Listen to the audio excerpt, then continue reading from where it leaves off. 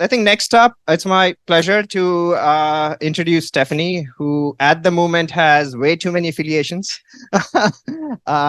She hasn't graduated from Berkeley yet, but she's spending a year at Anyscale, and in 12 or 11 months from now, she's going to be at UW as a faculty member.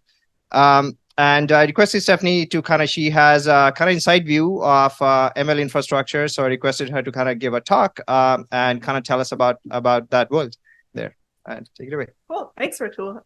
So hopefully I can tell you also today a little bit about sort of the application developer and the user side of things. So I'll start with some trends in machine learning, which probably many of you already know. Of course, large models are here to stay, and we've already seen that, especially in the last 2 years with transformer models. I think one thing that's been pretty interesting with LLMs in particular is that even now open source models are getting very large. So this is just showing performance on a summarization task. And we can see that this Llama family of models is, at least on some tasks, able to compete with proprietary GPT models. And the largest model here cannot fit on a single GPU, which I think is sort of a new thing for us. I think one thing that's kind of interesting, and that hopefully I think this will play out in the next few years, is that I do actually think that the rate of growth of these large models is going to slow down. And I'll talk a little bit about why that is. I think, first of all, because of hardware limitations, and also because of the growing cost of training one of these models. And I'll also talk a little bit about what that means for systems research.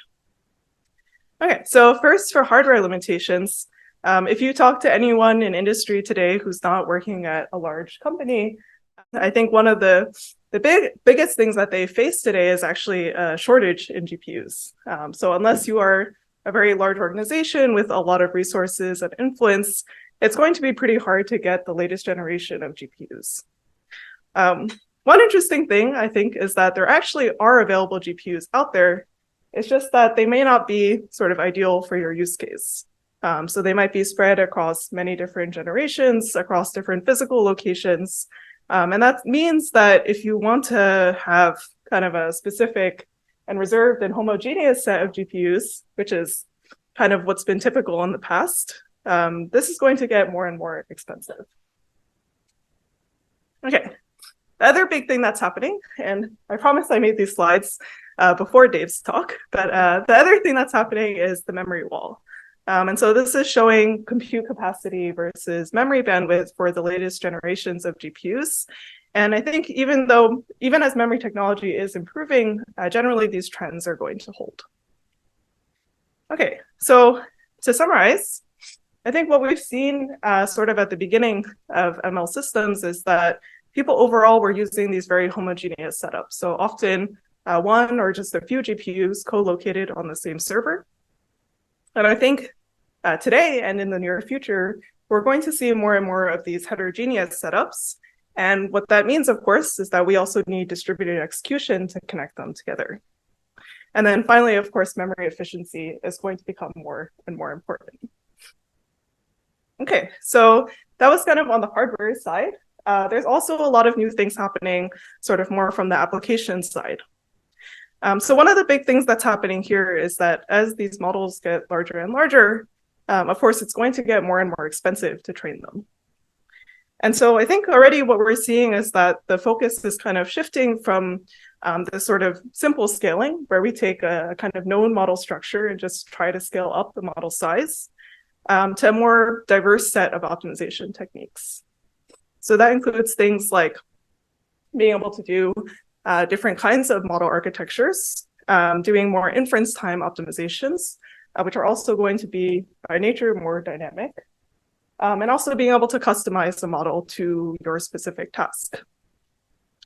And so just to dive into this a little bit more, there's a few different categories here of some techniques that are gaining popularity today. So in post-training, one of the things that we're seeing is people fine-tuning these large models on some custom data set. And so they'll continue to train a model for some number of rounds on their own data set. Another thing that's happening is model quantization to reduce the size of the model. And I think model routing is another category of techniques, which I think is really interesting here because it means that now inputs to a model are no longer going to all take the same path. So a mixture of experts, which I think is widely believed to be behind GPT-4. In this case, you have inputs going through a different subset of expert models. We also have in LLM inference something called speculative decoding, where you use a much smaller and faster model to try to improve performance, because that allows you to avoid having to go through the entire model. On the data processing side, this continues to be really important. We have things like retrieval augmented generation, where you augment an LLM query with an external data source. And then finally, dataset experimentation. And of course, this has always been important since the beginning of ML, but I think it's going to be even more important now that some model structures are kind of converging. Okay, so that was a lot of different things. But I think overall what we can say is that before we had kind of this, I would call it maybe a simpler or more homogeneous setup where it was just one model trained for a specific task. And all of the inputs to that model are going to take the exact same path.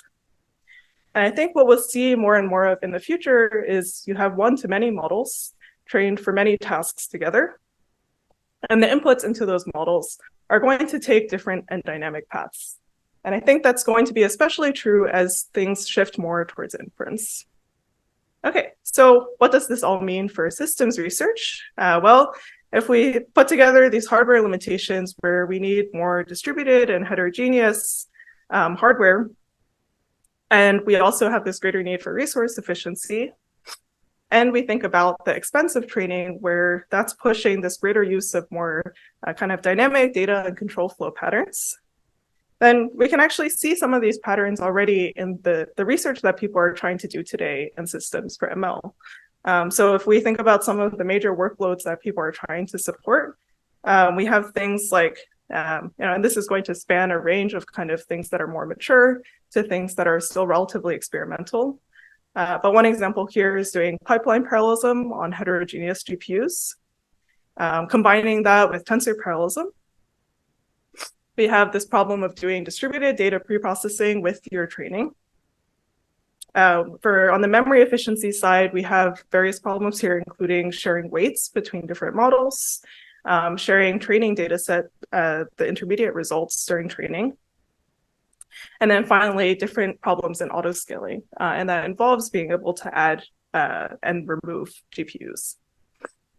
Okay, so I want to stress here that actually all of these workloads today are possible to support, and people are actually building systems for this. And so, even at Anyscale, we're working on some of these problems. But the difficulty, I think, is that in many cases, the systems that are being built to support these workloads are being built kind of one at a time. And in many cases, the things that we might build into one system might not be reusable for another, even if that functionality could have been shared. So I think that in the future, as this world is getting more complicated, if we want to keep pace with ML demands from the application side, then we need to enable developers to both efficiently leverage this heterogeneous hardware and also be able to iterate more quickly and be able to iterate at scale.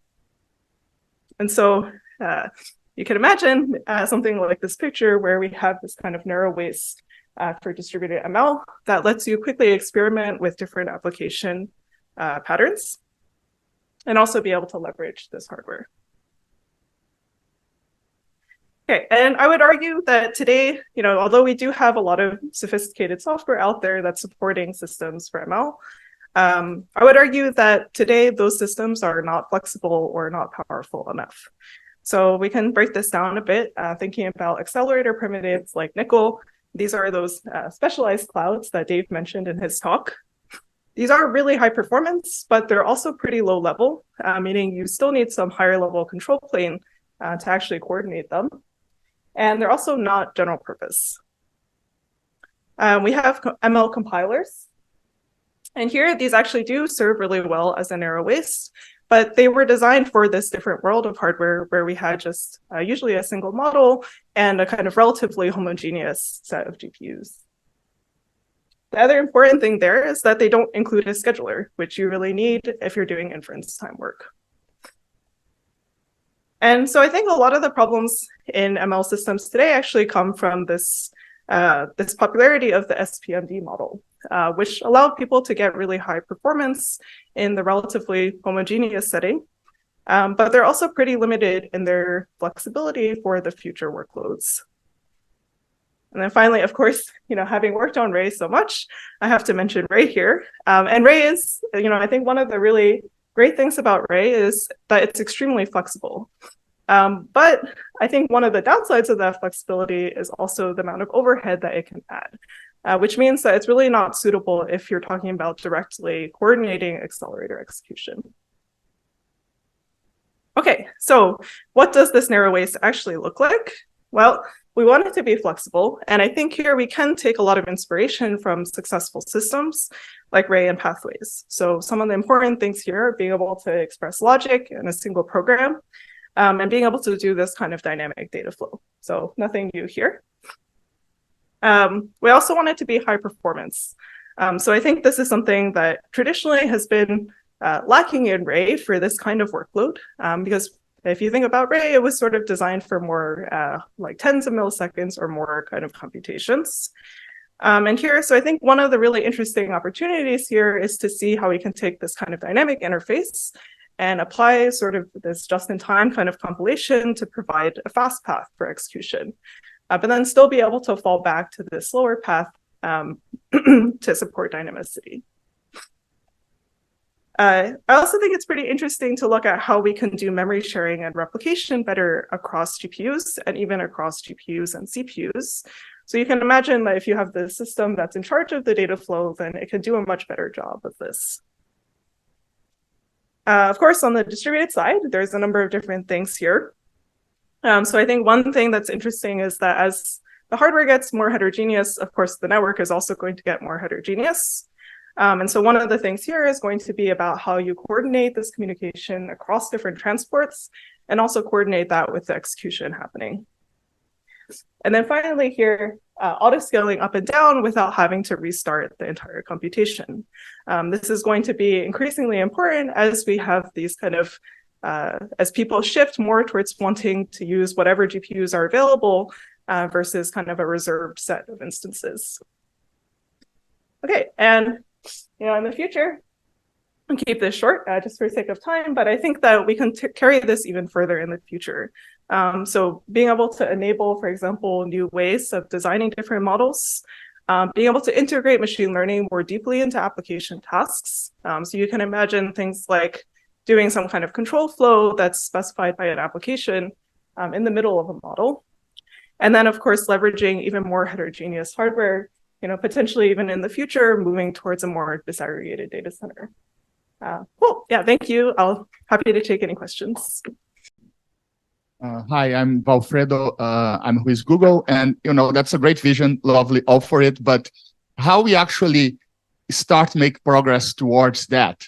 Because I think we are sort of moving in the other direction. I mean, even for chips in the same family, like different versions of TPUs or different versions of GPU, people so much specialize and fine tune in their model that they have difficulties moving to the next version of the same chip in the same family. Another chip in the same family, because they cannot quite reproduce the results. They are not quite exactly sure how the AI works and what produces, and they lost the reproducibility. And how can we start moving to make towards this vision? Yeah, that's a great question. I think there is probably actually a few answers to this. So I think like one thing, for example, is that a lot of problems in ML systems right now are about managing different trade-offs. So you have different trade-offs in cost, accuracy, and performance. And I think that, if you're talking to a developer from some smaller company, then they're going to do whatever is kind of the easiest and the cheapest for them, right? They may not necessarily care about getting like the utmost best performance. And so those are cases where, if you can span a kind of spectrum of different requirements, then that's going to be advantageous for the end users. I also think that there's something to be said about if we can build infrastructure that both supports this very, very kind of optimized sort of environment, and also maybe an environment where things are a bit more heterogeneous. And that's, I think, where some of this this idea about being able to do, for example, this kind of JIT compile distributed execution can become really important, because it means that you can kind of specialize to the cases where having really, really low system overheads will give you a lot more, but it also still let you deal with the kind of maybe like a more dynamic environment. Yeah, and I think maybe just to give also some context for this, I think like when we first started the Ray project, there was, you know, a lot of kind of similar things, not so much coming from the hardware side, but coming from the side of, oh, you know, there's already all these data processing systems out there. There's like distributed TensorFlow was being built at the same time. Like, is something general purpose really going to take hold? And I think there, like, it is possible as long as you kind of have a very specific application niche that you really focus on, and you do that really well, and you can expand from there. So yeah, hopefully that answers your question. Other questions?